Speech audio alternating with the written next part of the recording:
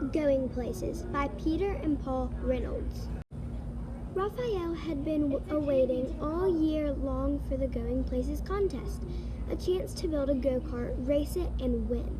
When their teacher announced who would like the first kit, Raphael's hand shot up. The rest of the class watched enviously as Raphael walked back to his seat with a kit. Miss Chanda assured them, "Don't worry, you'll all be getting one." And they're all exactly alike. The kit came with a set of precise instructions. That made Raphael happy. He was very good at following directions. Raphael hammered, glued, nailed, and assembled his kit. Raphael wondered how his classmate Maya was doing. She lived right next door. He peered over the fence. "Hey Maya, you haven't even started." Maya didn't respond. She was so intent on watching the bird in front of her and quickly sketching it that she didn't even notice Raphael.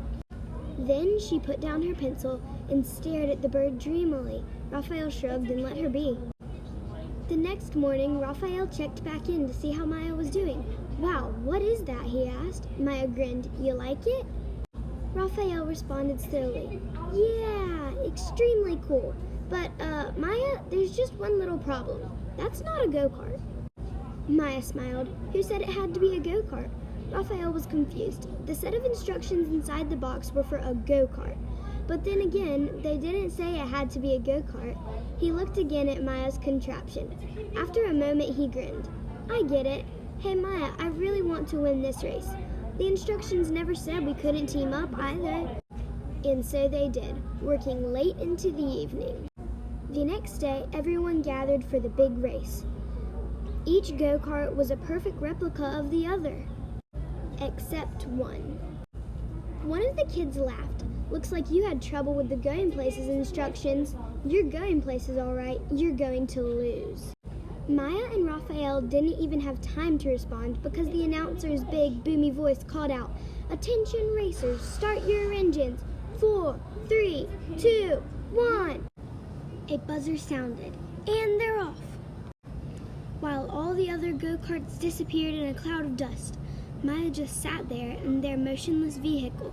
Raphael shouted over the roar of the engines and cheering crowds, "Maya, what are we waiting for?" "No worries, Raphael," Maya answered. "Flaps down, throttle up."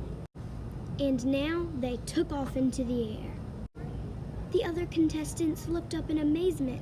Maya and Raphael hovered and then sped past them all. Before long, Maya and Raphael coasted across the finish line to the cheers of the awaiting crowd. They kept rolling clear across the race grounds. Maya slammed the brakes, stopping just short of the lake at the edge of the school field. Raphael noticed a startled frog leap from a lily pad and dive into the water. He raised his eyebrow and looked at Maya. She smiled. "Raphael, are you thinking what I'm thinking?" Raphael just nodded.